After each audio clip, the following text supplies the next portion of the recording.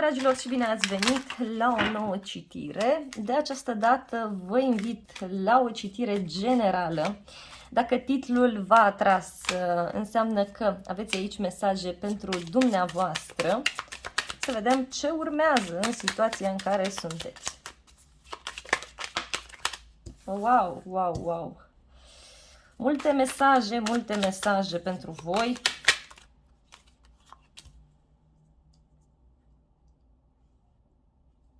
Văd o persoană căreia este teamă că vă pierde și care tot stă aici și așteaptă. În unele cazuri văd un bărbat care ori a divorțat, ori urmează să facă acest lucru sau care se află într-o relație.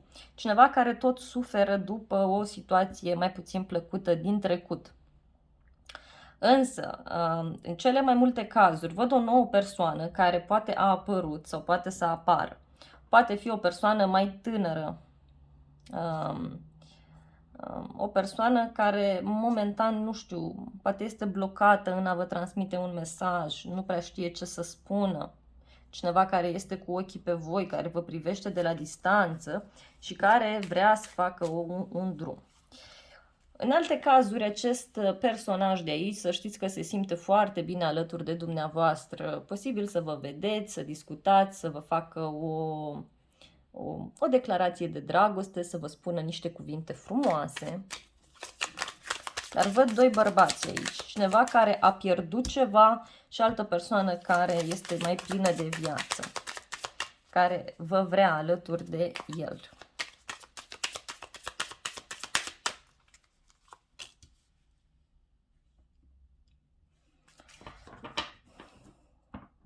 O surpriză pe care o puteți avea și o neplăcere, ca să spun așa, din partea unui prieten sau din partea unei persoane care are un statut foarte înalt. Unii poate o să auziți de o persoană că are niște probleme care țin de o casă mare, care țin de o instituție. Și are legătură cu niște prieteni sau cu un grup de oameni.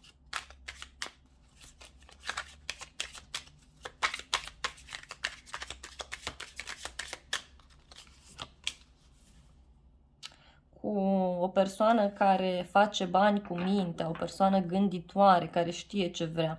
Văd niște bani pe care îi puteți primi dintr-o muncă, să spun așa, care ori nu este foarte apreciată, ori din ideea aceasta de a îngriji pe cineva.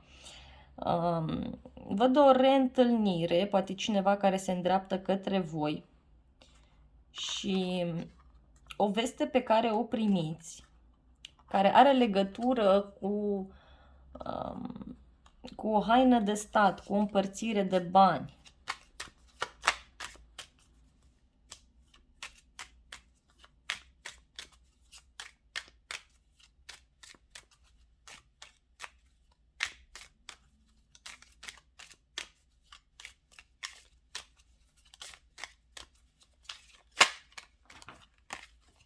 Wow, ce frumos!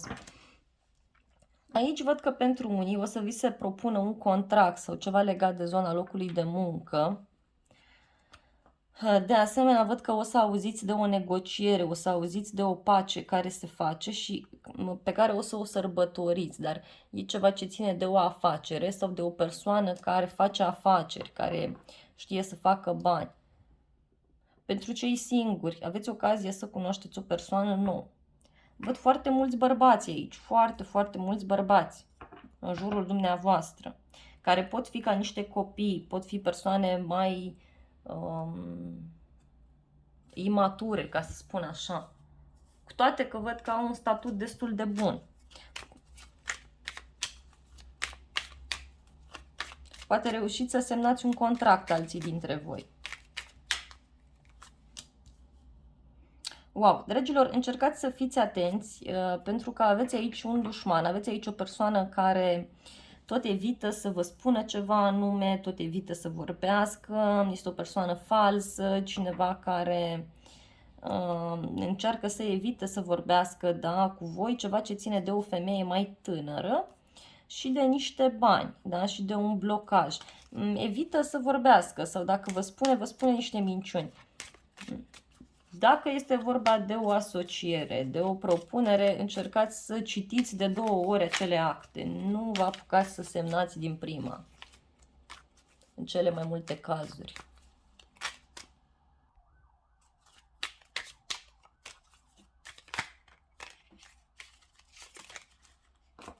Wow, au sărit cărți. Bun, dacă sunteți femeie, văd că vă simțiți foarte trădată, înșelată, mințită. Considerați aici că este cineva care nu vă face, da, pe plac. Văd că evitați să vă întâlniți cu cineva, să conversați, să purtați o discuție, poate chiar cu persoana iubită. Tocmai pentru faptul că voi considerați că ori vă ascunde ceva, ori vă minte, ori faptul că v-a deranjat ceea ce v-a spus. Poate să fie vorba și de o a treia persoană. E cineva aici care își urmărește totuși interesul. Cineva care una vă spune și alta face.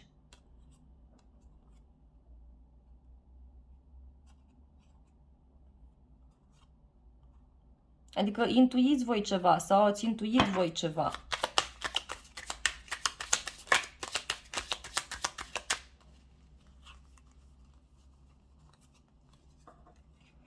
Văd o persoană care face drum către voi de la o distanță foarte mare și este o persoană extrem de importantă. Cineva care vă poate oferi foarte multă speranță, foarte multă voie bună, ca să spun așa. Și asta este foarte, foarte bine. Să dau mai sus, așa.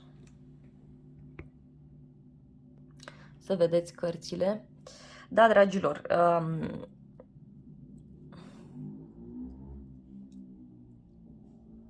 mai văd aici o persoană văduvă sau o persoană care a pierdut ceva foarte drag și care este foarte mândră de dumneavoastră sau foarte mândru, cineva de la distanță mare.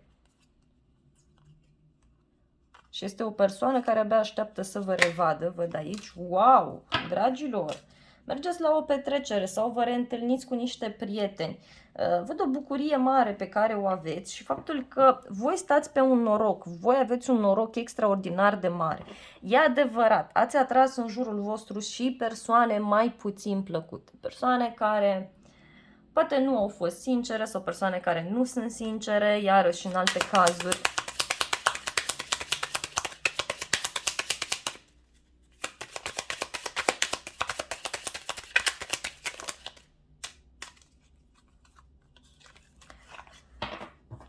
Încercați să fiți atenți aici. Este cineva care evită să vă scrie, evită să vă ofere un mesaj.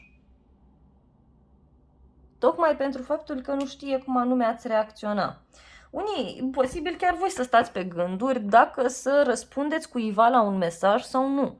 Dacă să comunicați cu cineva sau nu. Pentru că, în cele mai multe cazuri, văd aici că ceva v-a nemulțumit, ceva nu v-a plăcut. Ați sperat voi ceva și când colo lucrurile nu s-au concretizat chiar așa.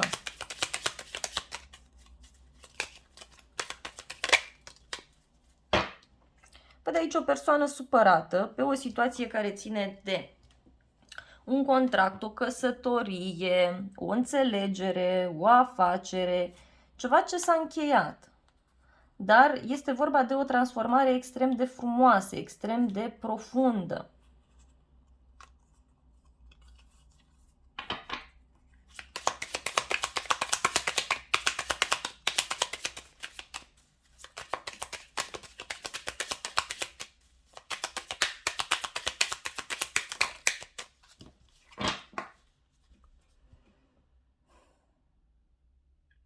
O femeie tânără care vă poate ghida, care vă poate ajuta.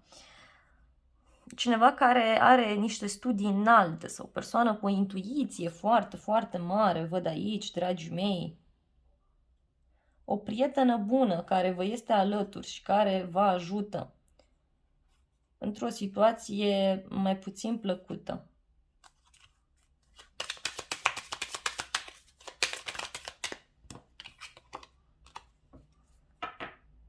Cineva care vă vine în casă, iarăși văd aici, și împreună cu care e posibil să aveți o discuție așa mai aprinsă, într-o situație în care, repet, cineva aici tot stă cu gândul că vrea ceva, că totuși și-ar dori, dar de fapt și de drept lucrurile nu sunt așa.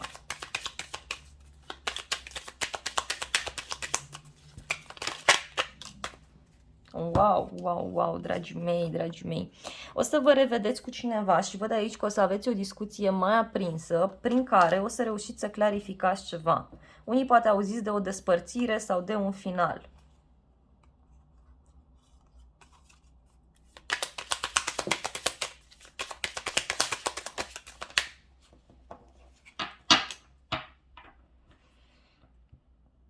Ceva ce v-ați dorit voi foarte mult, dar doar că o să fie și o discuție care ține de gelosie, care ține de un bărbat, da, care este puțin gelos pe niște prieteni de-ai voștri sau niște persoane apropiate vouă. Dar totuși văd că este cu bucurie până la urmă. E o bucurie care ține de o casă mare și de o persoană importantă. Foarte interesant, dragilor, aceasta a fost citirea voastră. Eu vă mulțumesc frumos pentru vizionare, vă iubesc, vă îmbrățișez cu drag pe toți, să aveți parte de o zi sau de o seară binecuvântată și nu uitați să vă abonați canalului, să apăsați clopoțelul ca să fiți la curent cu fiecare citire care apare aici pe canal. Vă îmbrățișez cu drag și vă doresc o zi sau o seară binecuvântată.